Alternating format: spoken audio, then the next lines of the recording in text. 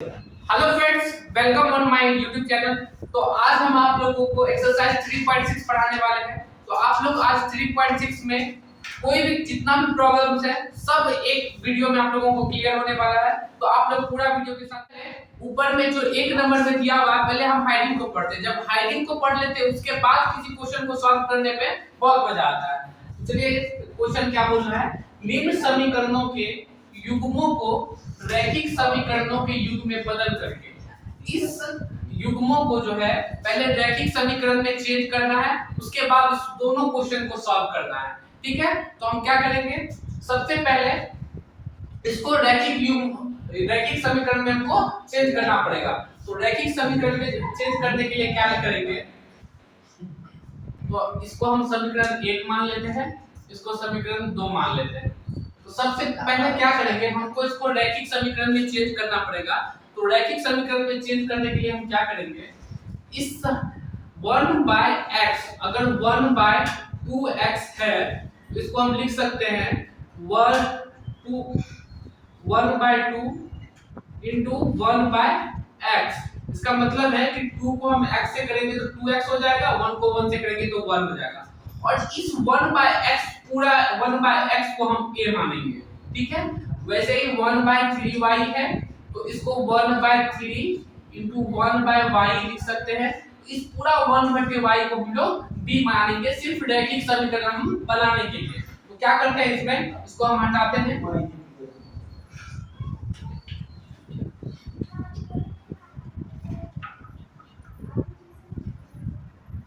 तो सबसे पहले इसमें लिखेंगे माना कि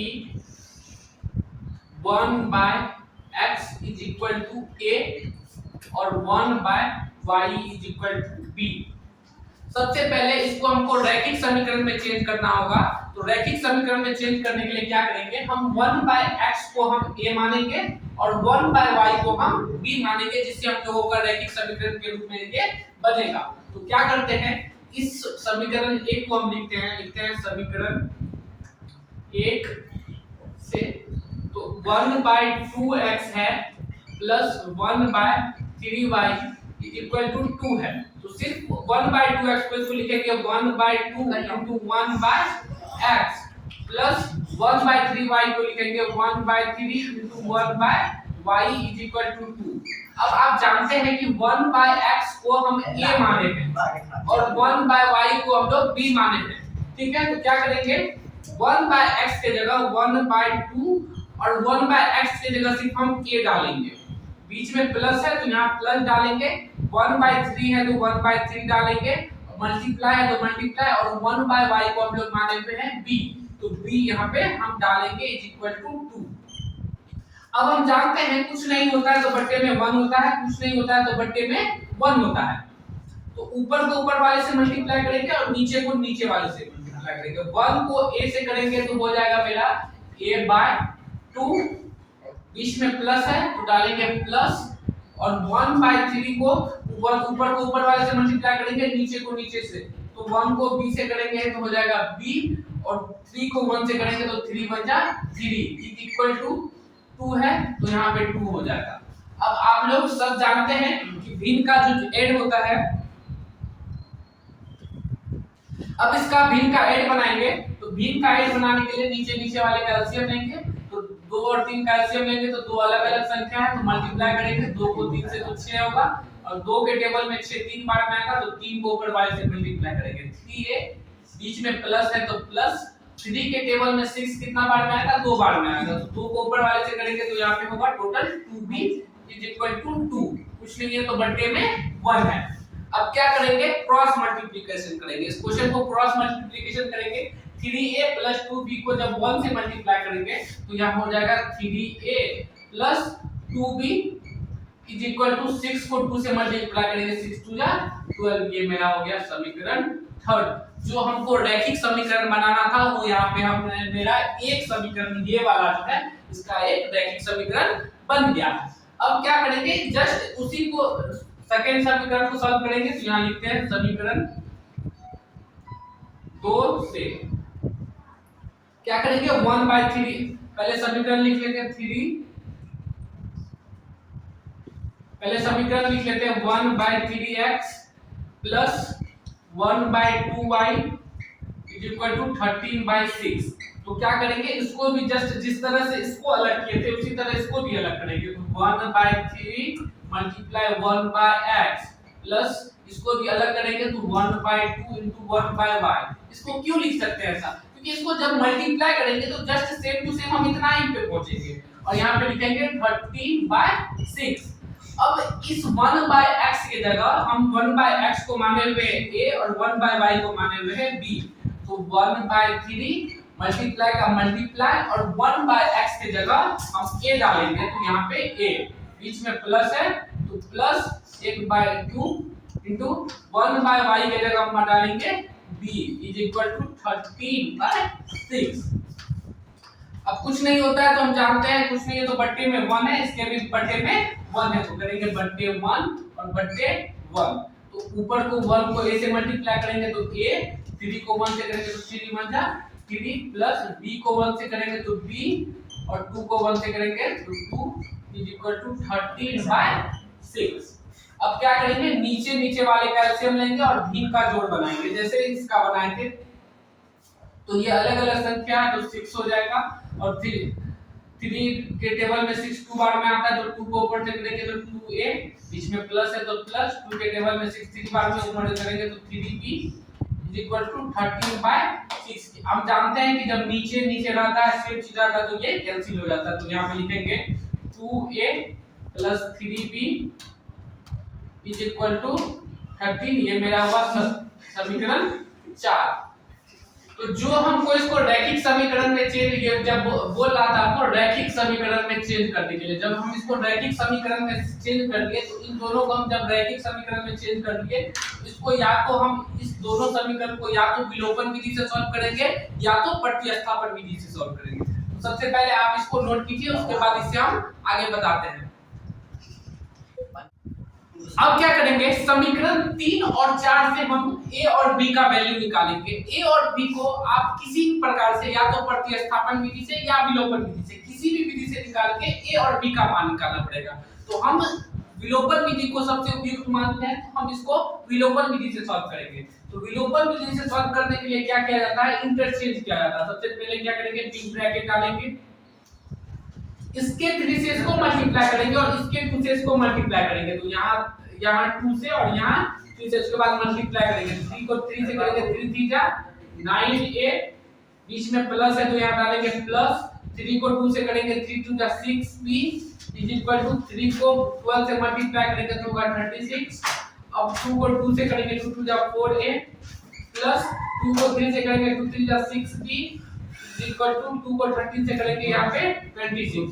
अब देखते हैं कि ये दोनों मेरा सेम हो गया तो इसका सिंबल भी प्लस है, इसका सिंबल प्लस है तो प्लस, तो ये तो हमको माइनस चाहिए, तब ये प्लस होगा और ये माइनस होगा तब एक कटेगा। तो क्या करते हैं हम इसको सिंबल चेंज करने के लिए प्लस से इसको माइनस करेंगे, प्लस से माइनस और प्लस से यहाँ पे माइनस, एक प्लस और एक माइनस कैंसिल हो जाएगा। अब 9a में से 4a जाएगा तो यहाँ बचेगा 5a इज इक्वल टू 36 में से 26 जाएगा तो 10 बचेगा, तो 5 2 जा 10 तो हो जाएगा यहाँ पे a इज इक्वल टू, यहाँ पे लिख देते हैं a इज इक्वल टू 2। अब a का वैल्यू हमको 2 निकल गया तो किसी भी समीकरण में 3 में या 4 में लिख देते हैं, यहाँ पे समीकरण 3 और लिख देते हैं 4 और किसी भी समीकरण में a का मान पुट करेंगे तो b का मान हमको निकल जाएगा। तो लिखेंगे समीकरण 3 में b का मान रखने पर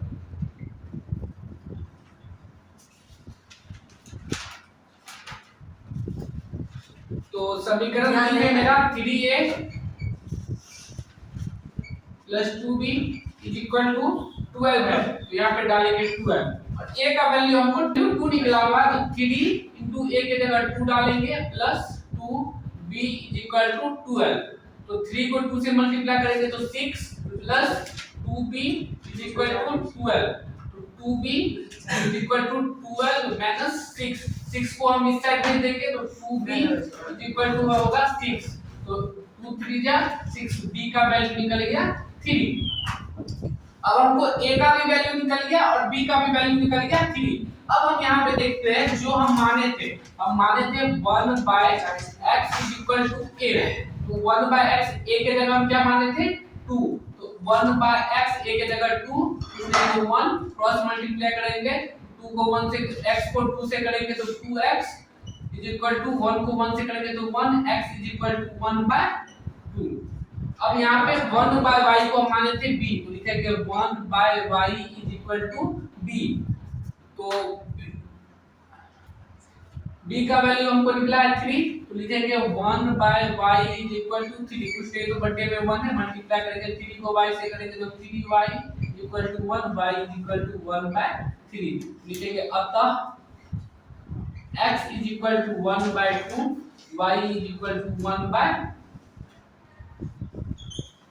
ये मेरा निकला आंसर, जिसमें हमको बोल रहा था इसको सॉल्व करने के लिए, तो हम समीकरण 1 और समीकरण 2 से x का वैल्यू निकला 1/3 और y का वैल्यू निकला 1/3। तो चलिए इससे हम नेक्स्ट क्वेश्चन को देखते हैं। अब 2 नंबर क्वेश्चन को हम लोग सॉल्व करते हैं। तो 2 नंबर क्वेश्चन को सॉल्व करने के लिए जिस तरह से 1 नंबर में यार क्या वीडियो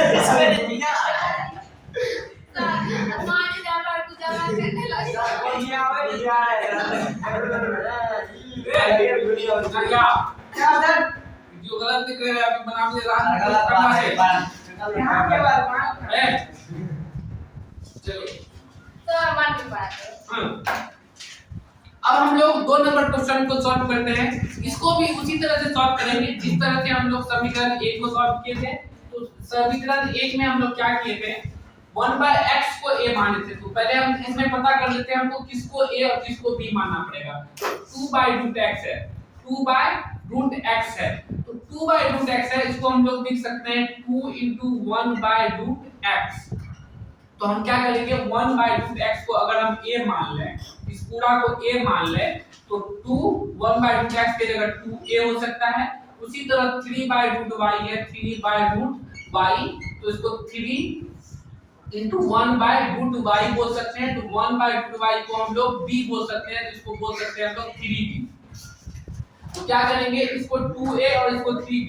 उसी तरह से 1 बाय रूट x को हमको a मानना पड़ेगा और 1 बाय रूट y को हम लोग को b मानना पड़ेगा। तो इसको हम लोग हटा देते हैं और लिखते हैं माना कि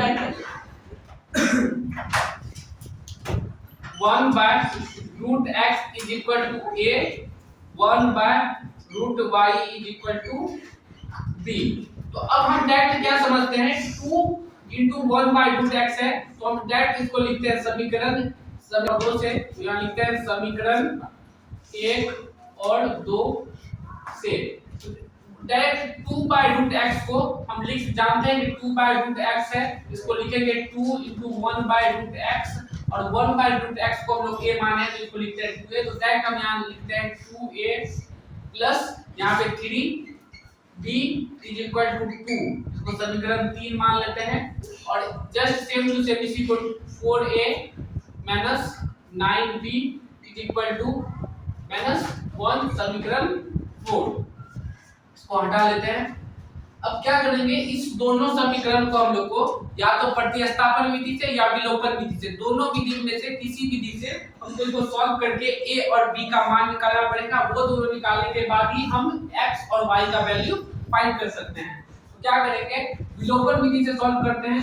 विलोपन विधि से सॉल्व करने के लिए हम जानते हैं कि इंटरचेंज करते हैं, 4 को इससे मल्टीप्लाई करेंगे, 2 से इसको करेंगे, तो 2 से इसको मल्टीप्लाई करते हैं, 4 से इसको, 4 को 2 से करेंगे तो 8a हो जाएगा, बीच में प्लस है तो प्लस, 4 को 3 से करेंगे तो 12b हो जाएगा इज इक्वल टू 4 को 2 से करेंगे तो 8 हो जाएगा, 2 को 4 से करेंगे तो 8a माइनस 2 को 9 से करेंगे तो 18b इज इक्वल टू 2 को -1 से करेंगे तो -2। अब क्या करते हैं, इन दोनों में भी सेम सिंबल आ गया, प्लस इसका भी है प्लस इसका भी है, तो एक तो हमको माइनस चाहिए तो माइनस चेंज करेंगे, इसका सिंबल चेंज करेंगे तो हमको सबका सिंबल चेंज करना पड़ेगा। तो यहाँ प्लस है तो माइनस, माइनस है तो प्लस और माइनस है तो प्लस, ये दोनों क्या हो जाएगा, कैंसिल हो जाएगा।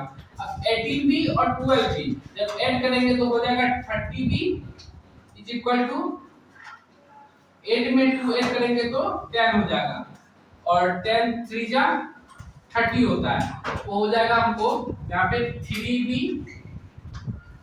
इज इक्वल टू 1, तो b इज इक्वल टू हो जाएगा 1/3। हमको b का वैल्यू 1/3 फाइंड हो गया, तो हम क्या करेंगे, समीकरण 3 या 4 किसी समीकरण में b का मान रखेंगे और हमको a का मान निकल जाएगा। लिखेंगे समीकरण 3 में b का मान रखने पर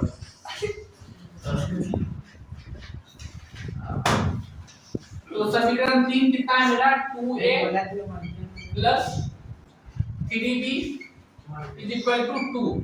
तो हमको b का वैल्यू 1/3 निकला हुआ है, तो 2a प्लस 3d और b के जगह डालेंगे 1/3 इज इक्वल टू 2 3 3 कैंसिल हो जाएगा, तो 2a plus 1 is equal to 2। 2a is equal to हो जाएगा 2 प्लस 1 है उस साइड जाएगा, तो 2 minus 1, 2a is equal to 1 हो जाएगा, a इज इक्वल टू 1/2। अब हमको b का भी वैल्यू निकल गया और a का भी वैल्यू निकल गया, दोनों का वैल्यू निकल गया। तो हम x और y के लिए क्या करेंगे, हम लोग माने में है 1/√x is equal to a, तो लिखेंगे 1/√x is equal to a, 1/√x a के जगह 1/2 निकला है, तो 1/2 क्रॉस मल्टीप्लिकेशन करेंगे, √x को 1 से करेंगे तो √x और 2 को 1 से करेंगे तो 2। अब इसका जो है जब रूट चेंज होता है तो स्क्वायर में चेंज होता है, तो x इज इक्वल टू 2 यहां आ जाएगा square, x is equal to 4। उसी तरह 1/√y करते हैं, 1/√y is equal to b, तो 1/√y b के का वैल्यू हम लोगों को निकला है 1/3, तो 1/3 क्रॉस मल्टीप्लिकेशन करते हैं तो क्या होगा, √y इज इक्वल टू 3, तो y is equal to square, इसका रूट उस साइड चेंज होगा तो स्क्वायर में चेंज होगा, स्क्वायर हो जाएगा, तो y इज इक्वल टू 9। यहाँ पे लिख देते हैं, अतः x इज इक्वल टू 4 और y इज इक्वल टू 9। इसके बाद हम लोग लिखते हैं, अतः x is equal to 4, y is equal to 9। ये मेरा आंसर हो गया। मुझे उम्मीद है ये दोनों क्वेश्चन आप लोगों को बहुत अच्छे से समझ में आई होगी। मिलते हैं नेक्स्ट वीडियो में।